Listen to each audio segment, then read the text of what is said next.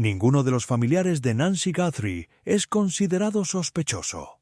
Punto final. Esa fue la frase completa. 12 palabras, sin adornos, sin peros, sin condiciones.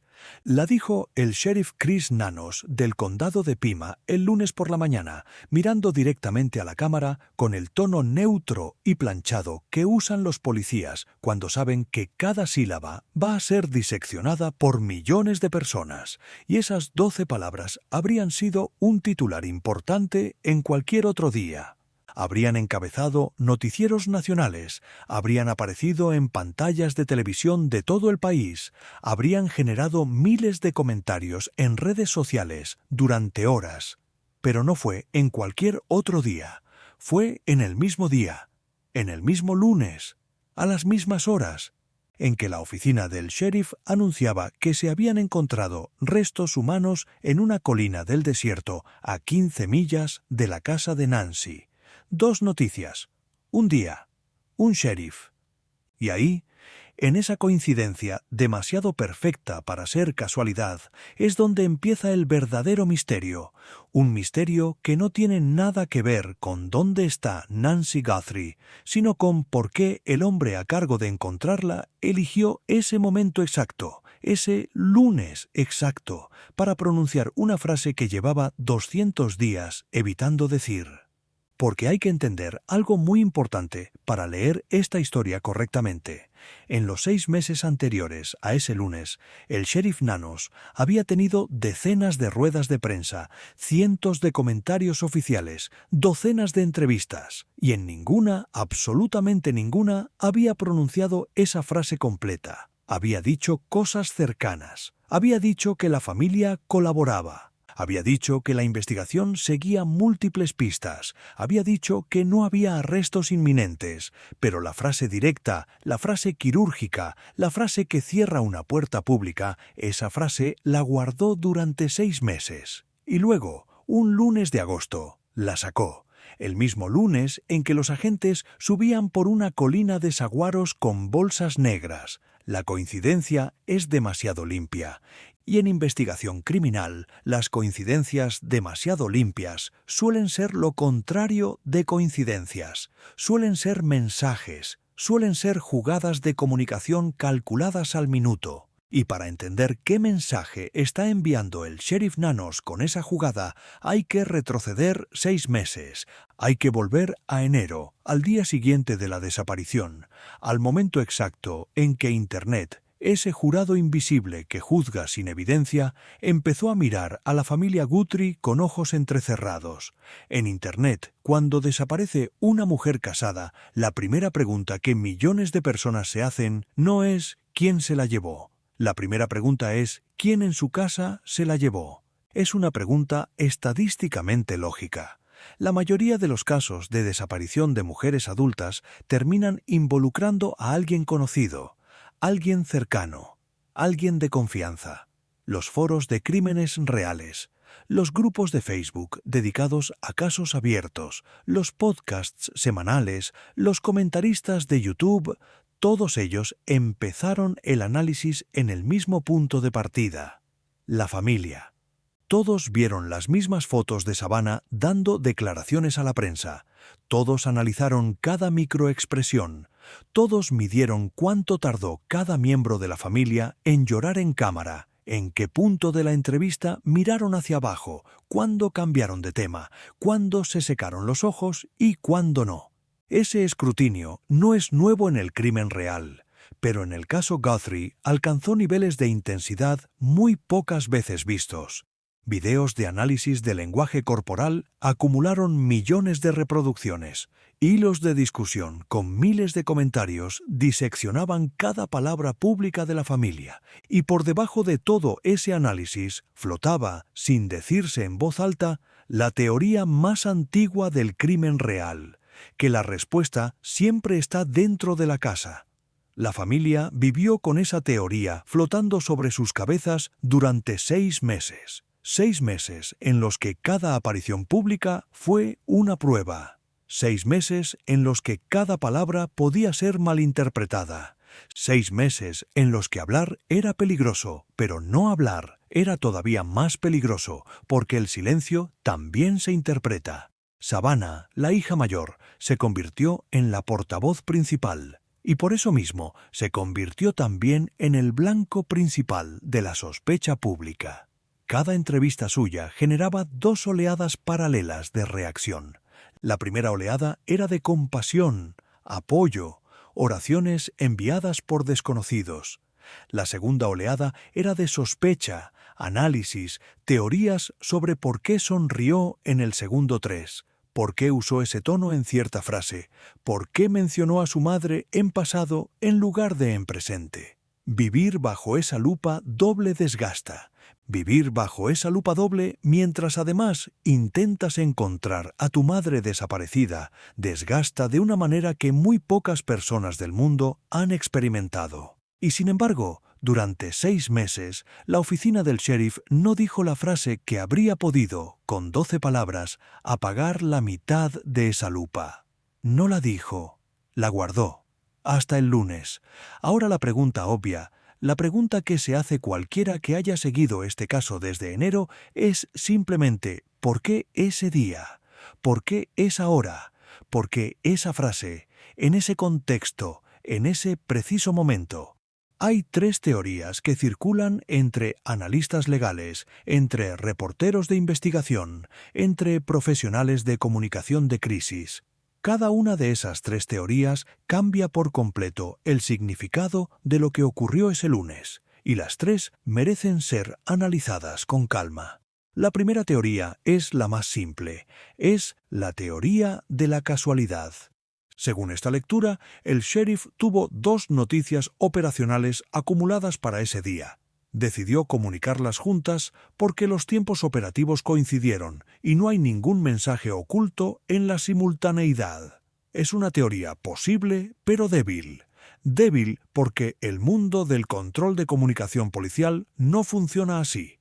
En una investigación de este tamaño, con esta cobertura mediática, con esta presión pública, cada rueda de prensa se prepara con días de antelación. Cada palabra se pesa, cada momento se elige. La casualidad pura es una teoría que suena inocente, pero que rara vez sobrevive a un análisis de cómo funcionan realmente las oficinas de comunicación policial en casos de alto perfil. La segunda teoría es más interesante. Es la teoría del control de daños. Según esta lectura, el sheriff sabía que la noticia de los restos iba a generar una explosión mediática enorme. Sabía que millones de personas iban a especular y que en esa especulación la sombra de la sospecha familiar iba a volver con fuerza. Alguien iba a decir en algún podcast, en algún hilo, en algún comentario, que los restos eran de Nancy y que había sido la familia. Alguien iba a repetir la teoría antigua. Y para vacunar a la investigación contra esa oleada de especulación, el sheriff decidió pronunciar exactamente ese día la frase de 12 palabras que había guardado durante 6 meses. Fue una jugada de amortiguación, una jugada preventiva. Una jugada que dice, antes de que ustedes empiecen a especular sobre la familia otra vez, quiero dejar en claro que la familia no es sospechosa. Esta teoría tiene mucho sentido operativo y encaja con el Manual de Comunicación Policial de alto perfil. La tercera teoría es la más incómoda de las 3, y por eso mismo es la más interesante para pensar despacio. Es la teoría del pivote estratégico. Según esta lectura, el sheriff no solo estaba haciendo control de daños defensivo, estaba pivoteando activamente la narrativa pública. Estaba diciendo, de forma implícita pero muy clara, que la investigación ha llegado a un punto donde la hipótesis del extraño enmascarado es la hipótesis principal, tal vez la única hipótesis principal, y donde la familia queda ya oficialmente fuera del círculo de interés investigativo. Esto es importante porque en una investigación en curso, mantener a los familiares como sospechosos técnicos, aunque sea de forma nominal, es una herramienta legal útil.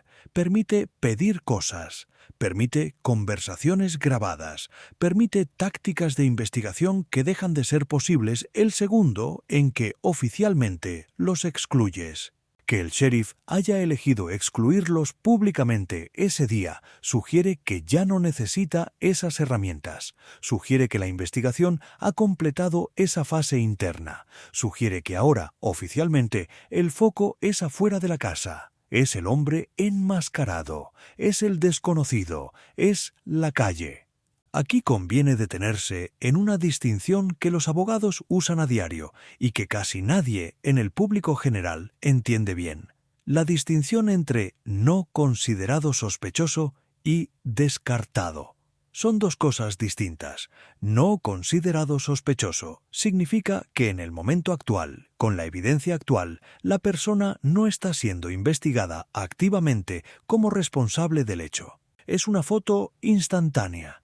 Es un estado presente, pero es reversible. Si aparece nueva evidencia mañana, la persona puede volver a ser considerada sospechosa sin ningún drama procesal. Descartado, en cambio, es una palabra más definitiva. Descartado sugiere que la investigación tiene evidencia positiva de inocencia. Sugiere que hay coartada verificada. ADN excluyente, algo concreto que cierra la puerta. El sheriff no usó la palabra descartado, usó la fórmula más flexible, más protegida, más profesional, no considerado sospechoso. Esa elección es deliberada y esa elección deja abierta, muy discretamente, la posibilidad de que la investigación se reserve espacio para maniobras futuras si algo cambia. ¿Cambia esta distinción el hecho fundamental? No. La familia recibió el lunes lo más parecido a una absolución pública que un caso de este tipo puede ofrecer sin una detención concreta de un tercero. Recibió el reconocimiento oficial de que no son el foco. Recibió, después de 6 meses de miradas, la sombra menos pesada. Y la recibió en el mismo día, en las mismas horas en que enfrentaban la peor llamada posible. Piensa por un segundo en la extrañeza emocional de eso. En un lado del corazón, un alivio inmenso, una liberación pública de una carga insoportable. En el otro lado del corazón, el terror de que en una colina a 15 millas de casa haya aparecido lo que puede ser el final del camino. 2 emociones opuestas comprimidas en el mismo día. Un alivio que no se puede celebrar. Una tragedia que todavía no se puede confirmar. Esa combinación, ese cóctel imposible, es lo que los expertos en duelo llaman el momento de la doble carga. Y muy pocas familias en la historia reciente del crimen real estadounidense han tenido que cargar con las dos cosas al mismo tiempo. Mientras tanto, en las calles, en los foros, en las cocinas donde se ven los noticieros, la reacción del público está partida en dos. Una parte del público, la parte que siempre creyó en la familia, respiró con la declaración del sheriff. Sintió que finalmente la institución oficial confirmaba lo que ellos habían defendido durante 6 meses. La otra parte del público, la parte que había construido teorías sobre la familia durante todo ese tiempo, no cambió de opinión.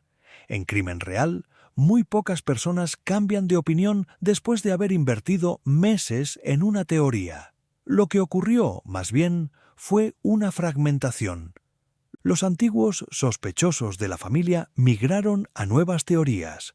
Algunos ahora sospechan de amigos cercanos que no son técnicamente familiares. Otros sospechan de empleados de la casa. Otros mantienen su teoría original y simplemente añaden que el sheriff está encubriendo algo. Esa fragmentación del público es también un producto de la declaración del lunes. Al cerrar una puerta pública, el sheriff obligó a las teorías a moverse a otras habitaciones, y esas otras habitaciones son igual de oscuras. Hay otra dimensión de la declaración que casi nadie ha comentado y que merece atención. Es la dimensión legal para el futuro.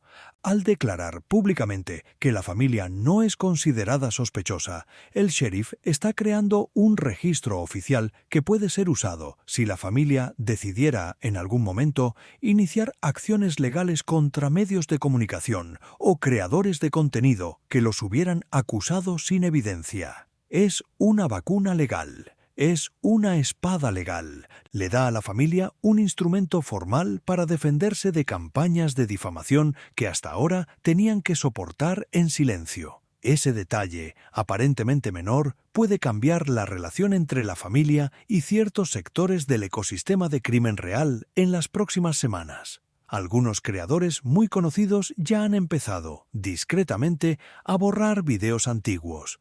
Otros no. La declaración del sheriff pesa distinto para cada uno. Y sobre la colina de Saguaros, mientras todo esto se discute en televisión, los forenses siguen trabajando. La única certeza que existe hoy es que 12 palabras cambiaron el mapa emocional de una familia entera, que un sheriff eligió un lunes específico para pronunciarlas, que ese mismo lunes trajo la peor noticia posible y que, en la extraña simetría entre alivio público y terror privado, vive ahora mismo la historia más compleja del caso desde el primer día. La familia respira. La familia tiembla. Las dos cosas, al mismo tiempo. El alivio más cruel que se puede recibir. Una absolución pública en el peor momento posible para celebrarla. Los especialistas en comunicación de crisis policial que estudian este tipo de movimientos institucionales identifican en la declaración del lunes todos los elementos clásicos de una jugada de contención narrativa. La jugada empieza con una frase corta, memorable, fácil de repetir en televisión sin ambigüedad. Continúa con una entrega calmada, sin emoción visible, para transmitir autoridad y control.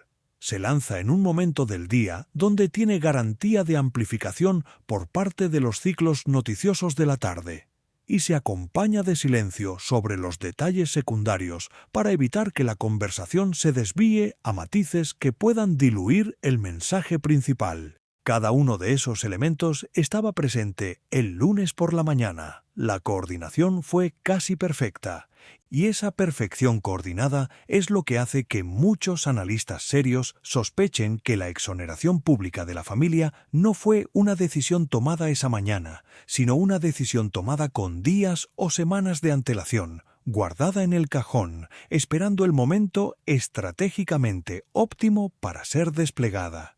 El momento óptimo, según las reglas no escritas de la comunicación policial, es un momento en el que el mensaje pueda funcionar como amortiguador de otro mensaje mucho más difícil.